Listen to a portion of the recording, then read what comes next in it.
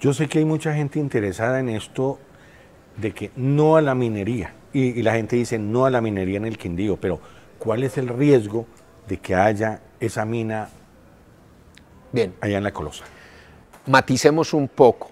No se trata de no a la minería, porque nosotros requerimos de la minería para muchas cosas. Por ejemplo, sacar material de arrastre, arena y balasto de los ríos, eso es minería. O sacar el material con el que se hacen los ladrillos, eso es minería. O el material de recebo que se utiliza, eso es minería. Y la sal, que es indispensable, eso es minería también. En este momento estamos hablando de una voracidad desencadenada por los grandes conglomerados económicos en el mundo, particularmente por ciertos recursos. Uno de ellos, el oro. Como en el siglo XIX. A mediados del siglo XIX exactamente hubo una fiebre de oro en el mundo que significó la desaparición de pueblos enteros. No me refiero a pueblos de casas, sino a pueblos indígenas enteros que desaparecieron en el oeste de los Estados Unidos, en Canadá. Hubo masacres, eso fue en Argentina, en Brasil, en Nueva Zelanda, en Australia. Acabaron con pueblos enteros, con culturas enteras detrás de la fiebre del oro. Eso fue cuando se decidió que el oro respaldaba los papeles moneda, cosa que ya hoy no sucede desde mediados del siglo pasado. Bien, hay casos específicos, como el caso del oro, que sí, por lo menos yo tengo esa posición, debería acabarse la minería de oro en el mundo. ¿Por qué? Bueno, a uno le dicen que la minería es indispensable para el bienestar de la humanidad. Y uno dice, ¿por qué? Hermano, los celulares, las cámaras de televisión, los computadores, los transbordadores espaciales, los satélites, el instrumental quirúrgico, todos esos aparatos requieren de oro porque el oro tiene unas cualidades muy particulares que lo hacen muy útil.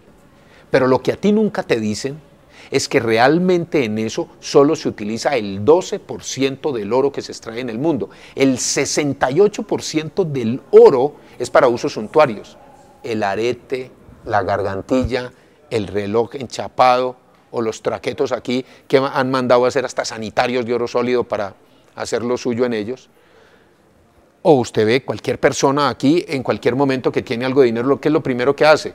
Enchaparse en oro para ostentar ante los demás. Pues resulta que las reformas económicas que ha habido en China y la India en los últimos 20, 25 años hacen que mucha gente allá tenga cierta capacidad adquisitiva. Pues están comprando oro como locos para ufanarse de que tienen dinero para hacerlo. Entonces, hay un amigo, un irlandés que se llama Gerold O'Leasing, que lleva años estudiando el tema del oro, y él ha llegado a esta conclusión. Dice, si buscamos el oro que hay en bruto, en las bóvedas de los bancos y en las cajas de seguridad de empresas y de particulares, solo ese, sin tocar el que la gente tiene colgado de las orejas y del cuello, y sin tocar el que está en los museos, porque eso es patrimonio cultural de los pueblos, solo el que está por ahí en bruto alcanzaría para satisfacer las necesidades tecnológicas a la rata de consumo actual de por ahí unos 232 años. O sea, es un crimen que hoy se esté masacrando a la gente, se esté dañando la naturaleza, se esté destruyendo la belleza en el mundo, contaminando el agua y contaminando el aire para satisfacer el consumo suntuario en Oriente. Eso es realmente una completa irresponsabilidad y una expresión más de la estupidización a la que está llegando la especie humana. ¿Qué ha pasado en los países donde hay minas a cielo abierto? Más que de los países, creo que deberíamos hablar de los pueblos que viven en esas regiones. No hay una sola región en el mundo donde se cumpla la promesa de que la minería lleva desarrollo y prosperidad para la gente.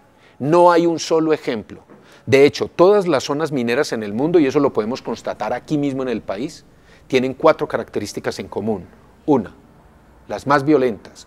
2, los más altos índices de pobreza y de miseria. 3, la mayor destrucción de la naturaleza. Y 4, la mayor degradación ambiental. Vaya usted a cualquier parte. Chocó, norte del Cauca, sur de Nariño, sur de Bolívar, Magdalena Medio, o de donde sacan las esmeraldas, Muso, Coscuez, Somondoco, ahí en Cundinamarca y Boyacá. son todas las regiones más pobres del mundo. O sea, esa promesa de prosperidad y de riqueza que trae la minería es simplemente una ilusión, como fue una ilusión también para los españoles que se vinieron a buscar el dorado aquí. Y hablando de países, si tú buscas el listado de los 30 países más o menos, de los 25 países donde hay más minería, o sea, donde sus economías dependen más de la minería, 17 figuran también entre el listado de los países más pobres del mundo.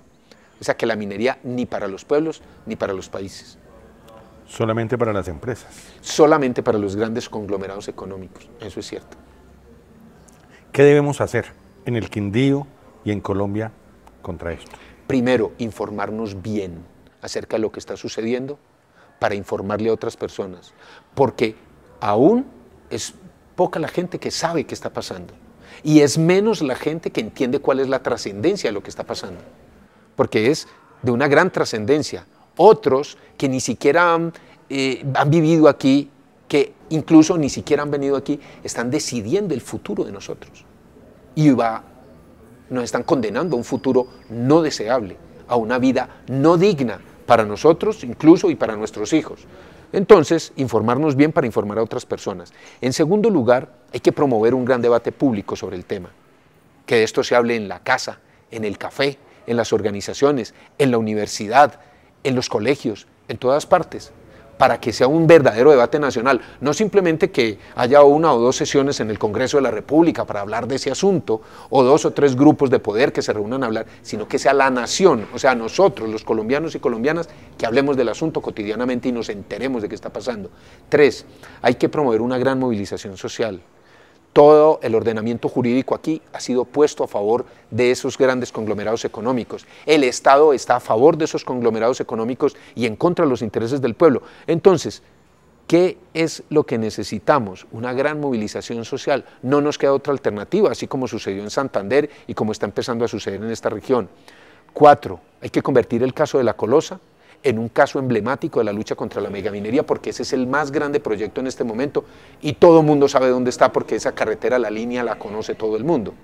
Y 5, hay que sacar el tema del país, porque esto se va a resolver en tribunales internacionales de derechos humanos y de defensa de los derechos económicos, sociales y culturales de los pueblos. Esto va a terminar allá. Esto no lo vamos a resolver con las autoridades de aquí que están puestas al servicio de los grandes conglomerados económicos. Eso lo tenemos claro. Un ejemplito, una pregunta que le voy a hacer. ¿Qué pasaría si ahí en el piso, abajo en la tierra, de la casa de Ariel Ramírez Quintero encontráramos oro? ¿A quién le pertenece? ¿A Ariel? No. ¿A quién? El subsuelo es propiedad del Estado. Eso aparece en la Constitución Política del 91. Por primera vez aparece eso en la Constitución. El Estado es propietario del subsuelo. O sea que si tú tienes una finca, tú eres solo dueño de la superficie. El Estado es el que decide sobre lo que hay por debajo. Y si encuentran oro allí, o petróleo, o coltán, o cualquier otra cosa que pueda interesar a una empresa minera, tú te tienes que ir. ¿Por qué? Pues por la sencilla razón de que además en el Código Minero, la minería en todas sus fases y todas sus ramas fue declarada de interés público y beneficio social. O sea que tú no puedes oponer tus intereses particulares de conservar tu propiedad a los intereses supuestamente de la sociedad. Pero eso es un absurdo, porque quienes hacen la minería son empresas privadas. Eso no es de beneficio social y de interés público, no es de beneficio público e interés social. Entonces, tú te vas, si es que previamente no te han sacado a las malas, como ha sucedido con cerca de 3,5 millones de personas aquí en Colombia. Néstor, gracias por haber estado en Café y Palabra.